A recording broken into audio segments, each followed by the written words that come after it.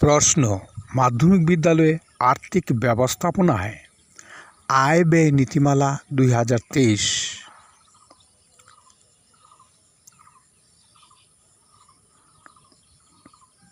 ব্যাখ্যা করুন।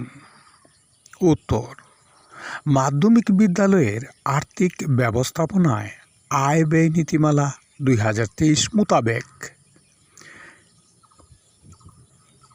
নিম্নরূপ নীতিমালা মেনে চলার জন্য নির্দেশ প্রদান করা হয়েছে। 1.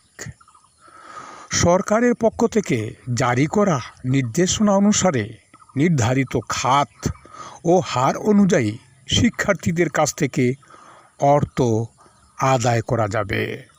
2. শিক্ষা বোর্ড বা সরকারের অনুমোদন ছাড়া নতুন কোনো খাত সৃষ্টি করে অর্থ আদায় করা যাবে না। 3. সব অর্থ আদায়ের ক্ষেত্রে শিক্ষার্থীদের রসিদ দিতে হবে। 4. আদায় করা সব অর্থ প্রতিষ্ঠানের সাধারণ তহবিলে জমা রাখতে হবে। 5. সব রকম ফি, বেতন, নিজস্ব আয়, দান, অনুদান ইত্যাদি নির্ধারিত ব্যাংক হিসাবে গ্রহণ করতে হবে। 6.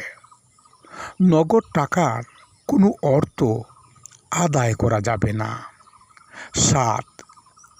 বিশেষ ক্ষেত্রে শিক্ষা প্রতিষ্ঠান অর্থ আদায় করতে পারবে, তবে পরবর্তী 2 কর্মদিবসে তা ব্যাংক হিসেবে জমা দিতে হবে। 8. ভাউচার ছাড়া কোনো অর্থ আদায় ব্যয় করা যাবে না। 9.